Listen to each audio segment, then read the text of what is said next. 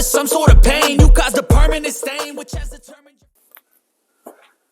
Oh, hello over there. Can you see me? Hiya. Let me come closer to the camera. I'm on my way.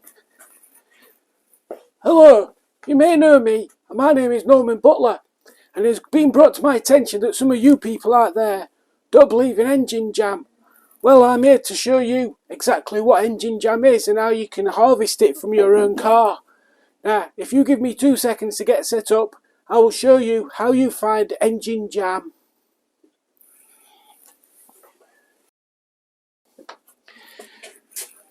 Now, as you will see here, I have taken the liberty of already jacking up the back end of Margaret, because obviously Margaret being, hang on, as you will see, I have already taken the liberty of jacking up Margaret, because as you can see, well, as you should know actually, Margaret is a mid-engine car, so obviously the engine jam is very easy, very difficult to access without jacking the car up. So the first part that you do is jack the car up so you can get, oh, that might need a new one of them soon. So you can get to underneath the engine where the engine jam is best extracted. So I've got myself a crumpet. This is obviously the best material for you to use to extract engine jam, because that's where it's going anyway. So there you go. So first of all, jack your car up like this, jack, right? Then all you need to do is get your crumpet like this. Slide yourself under the engine. Let's have a look. So normally I like to use a special jam extraction tool. Let me see if I can find it. Here it is. This is a special jam extraction tool. This is made of a special substance that attracts the jam from out of the crevices. So let's go in there and have a bit of a tinkle around with this. See what we can get at.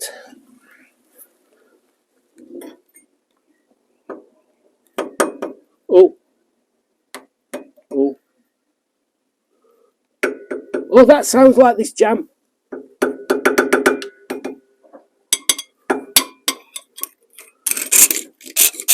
Oh, there we go. We've got some.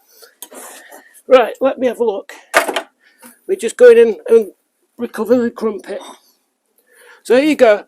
As you can see, we have recovered some engine jam onto this crumpet from underneath Margaret. Oh, covered in bits. So this is what engine jam looks like. It's just jam, really. There's not really much else to say.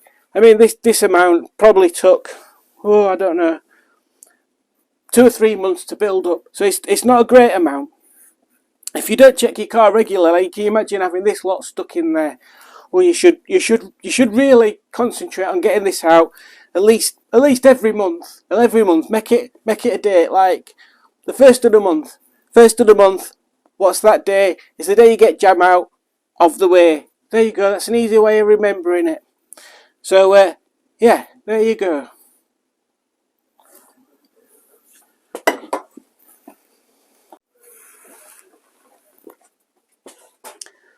So yeah, there we go. Let me just put Margaret back down. Come on, Margaret. You've had enough fun now. Come on, back down you go.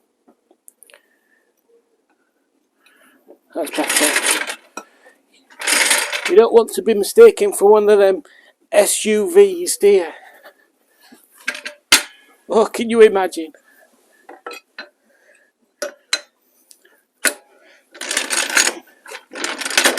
There we go. So, yes, here we go. This is the engine jam now, fully recovered.